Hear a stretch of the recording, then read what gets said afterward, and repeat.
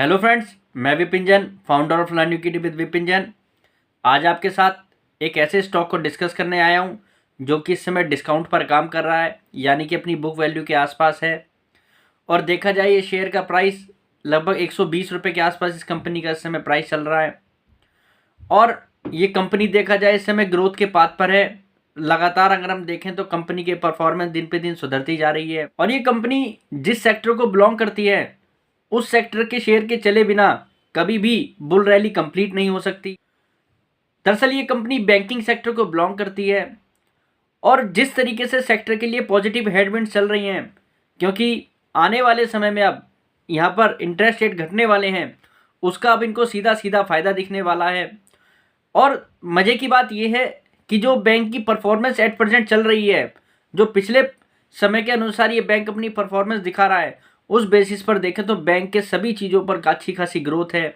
Bank की asset quality काफ़ी बेहतरीन हो चुकी है। और ये बैंक अगर देखा जाए तो बड़े इन्वेस्टर्स के लिए काफ़ी फोकस्ड बैंक बना हुआ है। अभी रिसेंटली इसमें QIP भी हुआ था और QIP में बड़े इन्वेस्टरों ने 86 रुपीज़ के आसपास इसमें इन्वेस्ट भी किया। बैंक ने उसमें लगभग 5000 करोड़ रुपए के आसपास की रकम भी जुटाई। QIP के बाद शेयर में रैली भी देखने को मिल रही है, पर फिर भी ये शेयर एट प्रेजेंट डिस्काउंट पर है। और देखा जाए तो यहाँ से एक अच्छा खासा रिटर्न देने की क्षमता रखता है, क्योंकि आने वाला समय अब बैंकिंग सेक्टर का होगा। और आज का ये वीडियो थोड़ा ध्यान से देखिएगा। अगर आपके मन में ये सवाल है best stock to buy right now, शायद ये उसका आंसर हो फिनेंशियल और फंडामेंटल्स के आधार पर। तो चलिए वीडियो को शुरू करते हैं। जैसा मैंने आपको बताया, आज का हमारा जो स्टॉक है वो बैंकिंग सेक्टर का है। और बैंकिंग सेक्टर के अंदर देखा जाए तो पिछले पास्ट 2 ईयर से काफ़ी सारे रिफॉर्म्स हुए हैं और बैंकिंग सेक्टर के लिए अब आने वाला समय पॉजिटिव भी है। इंटरेस्ट रेट सिनेरियो अब जब सुधरता हुआ दिखाई दे रहा है, यहाँ पर अब इंटरेस्ट रेट आने वाले समय में घटेंगे तो यहाँ पर बैंकों के अपने बिजनेस में और बढ़ाने को मौका मिलेगा। और साथ ही साथ देखें तो सरकारी बैंकों की जो हालत आज से 2-3 साल पहले थी या कोरोना के टाइम पर भी थी, अब वो बैंक काफ़ी अपनी स्थिति को सुधार चुके हैं। अब देखा जाए तो बैंक NPA वाइज और बैंक अपनी ग्रोथ वाइज देखे जाए तो काफ़ी अच्छी पोजीशन में दिखाई देते हैं। सेम पोजीशन जो हमारा आज का ये बैंक है इसी के अंदर है, यूनियन बैंक ऑफ इंडिया के अंदर है। यूनियन बैंक ऑफ इंडिया भी देखा जाए तो एक मिड साइज बैंक कह सकते हैं आप, क्योंकि बैंक के पास इस समय लगभग 8500 ब्रांच का नेटवर्क है और बैंक की लगभग पैन इंडिया प्रेजेंस है। और बैंक देखा जाए तो भारत के सरकारी बैंकों में जो टॉप 5 बैंक हैं उनके अंदर काउंट होता है। देखा जाए तो बैंक अपने ब्रांच नेटवर्क का भी भरपूर फायदा उठा रहा है। बैंक के बिजनेस में भी इस समय काफ़ी अच्छी ग्रोथ दिखाई दे रही है, चाहे वो डिपॉजिट लेवल पे हो, चाहे वो लोन बांटने पर हो, एडवांसेस में हो। तो बैंक के लिए इस समय बिजनेस भी काफ़ी तेज़ी से ग्रो हो रहा है। फिर जिस तरीके के RBI ने भी पास्ट में रिफॉर्म्स किए तो उसका इस बैंक को भी भरपूर फायदा मिला। अपनी एसेट क्वालिटी को भी काफ़ी तेज़ी से सुधारा है। बैंक ने अपने ग्रॉस NPA में भी काफ़ी रिडक्शन किया है, नेट NPA में भी काफ़ी रिडक्शन किया है, प्रोविजन कवरेज रेशो इस बैंक ने बढ़ाया है। और बैंक ने देखा जाए तो अपनी लोन बुक को भी काफ़ी अच्छी तरीके से मेंटेन किया है, जिसका फ़ायदा इस समय बैंक की बैलेंस शीट में सीधा सीधा दिखाई देता है। और बैंक इस समय अच्छा खासा प्रॉफिट भी बना रहा है, बैंक प्रॉफिट पर भी बैठा है। और बैंक को देखा जाए अब इन्वेस्टर कहीं ना कहीं पसंद भी कर रहे हैं। डबल डिजिट ROE वाला ये बैंक है एट प्रेजेंट भी अगर देखा जाए, और बैंक अपने बुक वैल्यू के आसपास मिल रहा है, तो यानी कि बैंक सस्ता भी काफ़ी है। फिर जो हम ग्रोथ की बात कर रहे हैं वो ऐसा नहीं है कि कोई किताबी बातें हैं। अगर आप देखें तो ग्रोथ इस समय एक्चुअल बेसिस पर दिखाई दे रही है। बैंक के अगर हम इंटरेस्ट इनकम की भी बात करें तो Y-on-Y बेसिस पर लगभग 23% ग्रो हुई है बैंक की इंटरेस्ट इनकम। बैंक की अगर हम टोटल इनकम की बात करें तो वो लगभग 25% ग्रो हुई है Y-on-Y बेसिस पर। बैंक की अगर आप प्रॉफिट पर बात करें तो बैंक का प्रॉफिट लगभग 95% के आसपास ग्रो हुआ है Y-on-Y बेसिस पर, यानी कि पिछले फाइनेंशियल ईयर के सेम क्वार्टर के अंदर लगभग 1830 करोड़ रुपए के आसपास का प्रॉफिट बनाने वाला बैंक लगभग 3548 करोड़ रुपए का प्रॉफिट इस क्वार्टर के अंदर, मतलब सितंबर क्वार्टर के अंदर बना चुका है। सिंगल क्वार्टर का प्रॉफिट बैंक का 3500 करोड़ रुपए के आसपास का है। तो आप सोचिए बैंक कितने बड़े प्रॉफिट पर इस समय बैठा है। और ग्रोथ बैंक के अंदर देखा जाए तो Y-on-Y बेसिस पर है और Q-on-Q बेसिस पर भी है। Q-on-Q बेसिस पर भी देखें तो लगभग 10% बैंक का नेट प्रॉफिट बढ़ा है। अगर हम इस फाइनेंशियल ईयर के दोनों क्वार्टर में कंपेयर करके देखें तो 10% बैंक का नेट प्रॉफिट ग्रो हुआ है Q-on-Q बेसिस पर। और बैंक की परफॉर्मेंस ऐसी ही हाफ ईयरली बेसिस पर दिखाई देती है।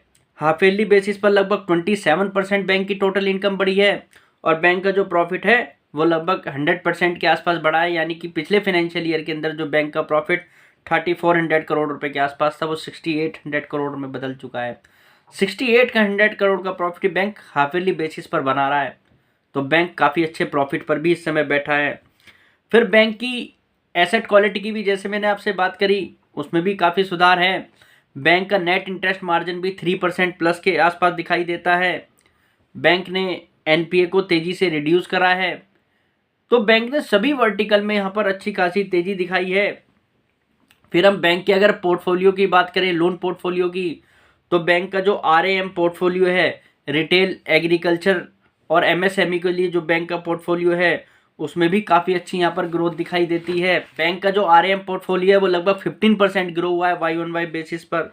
एडवांसेस की बात करें तो लगभग 9.5% ग्रो हुआ है वाई ऑन वाई बेसिस पर। अगर हम रिटर्न ऑन एसेट्स की भी बात करें तो लगभग 1% के आसपास है। बैंक की रिटर्न ऑन इक्विटी जैसा मैंने आपको बताया डबल डिजिट 17% के आसपास है। बैंक का नेट एनपीए लगभग 1.30 के आसपास है। तो लगातार बैंक की जो परफॉर्मेंस है वो ये बता रही है कि बैंकिंग इंडस्ट्री के अंदर ये बैंक इस समय अच्छा खासा परफॉर्म कर रहा है। फिर मज़े की बात यहाँ पर ये है कि जितना अच्छा परफॉर्मेंस बैंक इस समय कर रहा है, मैनेजमेंट की अगर गाइडेंस की बात करें तो FY24 के लिए भी मैनेजमेंट अपनी गाइडेंस को कहीं भी कम नहीं कर रहा है, उल्टा यहाँ पर और अच्छी गाइडेंस दे रहा है, जो कि ये बता रहा है कि फाइनेंशियल ईयर के आधार पर भी आने वाले समय में ये बैंक अच्छी खासी परफॉर्मेंस देगा। मैनेजमेंट की गाइडेंस ये बताती है कि advance growth full financial year के लगभग 10 से 12% की होगी, जो इस समय लगभग 10% के आसपास की दिखाई दे रही है। मतलब यहाँ से और ज़्यादा बैंक को अपनी एडवांसेस ग्रोथ दिखाई दे रही है। डिपॉजिट में भी बैंक ये मान के चल रहा है लगभग 8 से 10% की ग्रोथ रहेगी। तो बैंक को अपनी ब्रांच नेटवर्क पे भी पूरा विश्वास है कि बैंक को ये पता है कि आने वाले समय में हमें डिपॉजिट भी काफ़ी अच्छी ग्रोथ दिखाई देगी डिपॉजिट में। बैंक का जो ग्रॉस एनपीए 6.38% के पास था, बैंक को वो 6% से कम दिखाई दे रहा है। यानी कि बैंक का ग्रॉस एनपीए भी अब यहाँ पर रिड्यूस होता हुआ दिखाई दे रहा है बैंक को फर्दर। बैंक के स्लिपेजेस वो जो है वो बैंक को लगभग 12,000 करोड़ रुपए के आसपास दिखाई दे रहे हैं। तो बैंक को यहाँ पर फर्दर एनपीए जो है कम दिखाई दे रहे हैं। बैंक ने रिकवरी पर भी काफ़ी फोकस करा है। 7,800 करोड़ रुपए के आसपास की जो रिकवरी है सितंबर क्वार्टर तक, तो बैंक अब बता रहा है कि लगभग 16,000 करोड़ रुपए के आसपास की रिकवरी होगी इस फाइनेंशियल ईयर के अंदर। तो यहाँ पर बैंक को अच्छी खासी रिकवरी की भी उम्मीद है। तो निश्चित तौर पर बैंक का जो प्रॉफिट है आने वाले समय में आपको और बढ़ता हुआ दिखाई देगा। और अगर आप फुल फाइनेंशियल ईयर के हिसाब से भी देख रहे हैं तो जैसा आपने देखा कि क्वार्टरली बेसिस पर और हाफ ईयरली बेसिस पर बैंक अच्छा खासा परफॉर्मेंस दिखा रहा है, इसका इम्पैक्ट बैंक के फुल फाइनेंशियल ईयर के बेसिस पर भी आपको आता हुआ दिखाई देगा। बैंक एट प्रेजेंट 105 की बुक वैल्यू वाला बैंक है और लगभग 6,500 करोड़ रुपए का हाफ ईयरली बेसिस पर प्रॉफिट बना चुका है। तो जो कि ये बता रहा है कि बैंक इस फाइनेंशियल ईयर के अंदर लगभग 12,000 करोड़ रुपए के आसपास का इजीली प्रॉफिट कर सकता है। और उस कंडीशन में ये बैंक अपने ईपीएस को लगभग 20 रुपीज़ के आसपास इजीली करता हुआ दिखाई देगा। और बैंक की जो 105 रुपये वाली बुक वैल्यू है लगभग 117 रुपीज़ के आसपास की होनी चाहिए। और जो बैंक की गाइडेंस है रिटर्न ऑन इक्विटी पे लगभग डबल डिजिट में आप कह सकते हैं, तो वो 17% के आसपास की दिखाई दे रही है। और देखा जाए 120 रुपये की बुक वैल्यू वाला बैंक एट प्रेजेंट भी अगर देखा जाए तो अपनी बुक वैल्यू के आसपास ही काम कर रहा है। तो यानी कि बैंक में यहाँ पर किसी भी तरीके का कोई तेज़ी ऐसी नहीं आई है कि जिसमें आप ये कह सकें बैंक महंगा है। क्योंकि पीएसयू के अंदर या प्राइवेट सेक्टर से छोड़ दीजिए, पीएसयू सेक्टर के अंदर ही जो छोटे साइज़ के बैंक हैं, या आईओबी बैंक को देख लीजिए, सेंट्रल बैंक ऑफ इंडिया को देख लीजिए, तो वो बैंक इस समय अपनी बुक वैल्यू के 2 के 3 के मल्टीपल पे काम कर रहे हैं, 4 के भी मल्टीपल पे हैं। अगर देखा जाए तो union bank of India at present जो है अपनी बुक वैल्यू के 1 के मल्टीपल पे काम कर रहा है। तो ये तो आप लोगों के आगे क्लियर कट है कि ये सस्ता है, क्योंकि अर्निंग भी है, return on equity double digit में भी है, पर फिर भी बैंक अपनी बुक वैल्यू के 1 के मल्टीपल पे है। और फिर जैसा आपको मैं बार बार कह रहा हूँ कि ये एक ऐसा स्टॉक हो गया कि जो इस समय वैल्यूएशन के आधार पर भी सस्ता मिल रहा है। बैंक के अंदर बड़े बड़े इन्वेस्टर्स भी आ रहे हैं। फ्यूचर आउटलुक पॉजिटिव है, क्योंकि बैंकिंग इंडस्ट्री के अंदर जो है रिफॉर्म्स जो हुए हैं उनका इम्पैक्ट इनकी बैलेंस शीट पर आया है। और साथ ही साथ अब जो यहाँ पर इंटरेस्ट रेट घटेंगे तो इनको सीधा सीधा उसका फ़ायदा होगा। कंपनियां कैपेक्स कर रही हैं तो इनको ही यहाँ पर लोन बांटना है इन्हीं बैंकों को, वहाँ पर कंपनियों को लोन देना है तो उसका भी इन बैंकों को भरपूर फायदा मिलेगा। और इकोनॉमी अगर बढ़ेगी तो निश्चित रूप से जो है बैंकिंग सेक्टर में तो उछाल आएगा ही, और बैंकिंग सेक्टर में जब उछाल आएगा तो वो शेयर मार्केट के अंदर वो आपको उछाल देखने को मिलता ही है। तो ये bank right now at present एक ऐसा बैंक है कि जो इस समय डिस्काउंट पर आपको मिल रहा है, और इन्वेस्ट करने का अगर आपका मन है तो आप इस बैंक को एट प्रेजेंट भी देख सकते हैं करंट लेवल के हिसाब से। और जिन लोगों ने इसको लोअर लेवल पे लिया है वो तो वाकई में ही उन लोगों की कैलकुलेशन ठीक है कि उन्होंने बैंकिंग इंडस्ट्री को समय से पहले समझा है, रिफॉर्म्स में ही इसके अंदर इन्वेस्ट किया है। उनका तो पैसा बन नहीं रहा है और आगे भी बनेगा। बाय राइट सिट टाइट वाली कंडीशन में वो लोग बाग खड़े हैं तो उनको तो इसके अंदर होल्ड करना चाहिए हर हालत में। मेरी नज़र में तो यूनियन बैंक ऑफ इंडिया आपको आने वाले समय में मल्टी बैगर रिटर्न देने की क्षमता रखता है।